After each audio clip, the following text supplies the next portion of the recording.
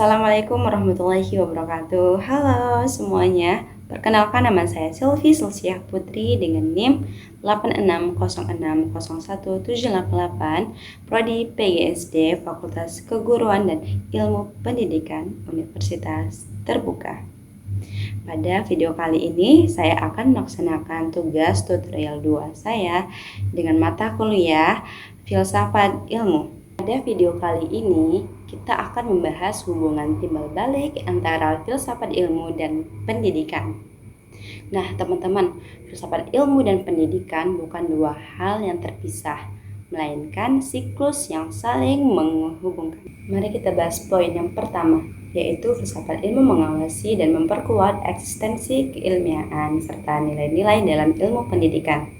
Filsafat ilmu memastikan ilmu pendidikan tetap berdiri kokoh pada objek kajiannya yang jelas, yaitu manusia dan proses pembelajarannya.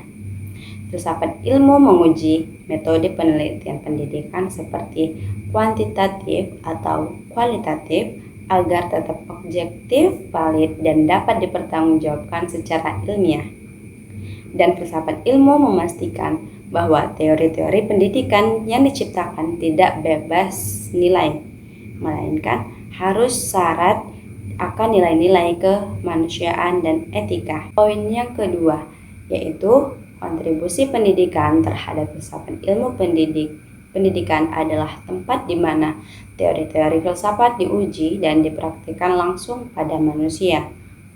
Proses pendidikan yang bermakna melahirkan generasi ilmuwan dan filosof baru yang kritis.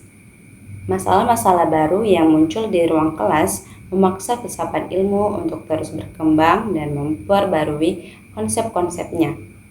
Selanjutnya poin yang ketiga, yaitu filsafat ilmu sebagai pisau analisis. Pendidikan filsafat ilmu dikatakan sebagai pisau analisis pendidikan karena berfungsi sebagai alat kritis untuk mengurai, menguji, dan mengevaluasi asumsi dasar, metode, dan tujuan suatu sistem pendidikan.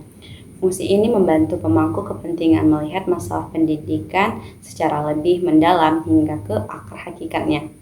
Ontologi, membedah apa sebenarnya yang sedang dididik. Pisau ini memperjelas hakikat manusia, hakikat kurikulum, dan tujuan hakiki dari pendidikan itu sendiri. Yang kedua, epistemologi, membedah bagaimana ilmu atau materi pelajaran itu ditransfer dan diperoleh. Pisau ini menguji ketepatan metode mengajar, strategi belajar, validasi asesmen. Yang ketiga, aksiologi, membedah apa ilmu itu digunakan. Pisau ini menilai apakah praktik pendidikan membawa kemaslahatan, membentuk karakter, dan memberikan dampak moral baik bagi masyarakat. Nah, poin yang keempat yaitu contoh konkret dalam praktik pendidikan. Contoh kebijakan dan kurikulum, yaitu kurikulum merdeka. Yang pertama, ontologi, memandang siswa sebagai individu merdeka yang memiliki potensi unik berbeda, bukan sebagai kertas kosong. Yang kedua, epistemologi, menggunakan pembelajaran berbasis proyek atau project-based learning agar siswa menemukan pengetahuan secara aktif. Yang ketiga, aksiologi, berfokus pada pembentukan karakter nyata melalui profil pelajar Pancasila, bukan sekadar nilai angka di atas kertas.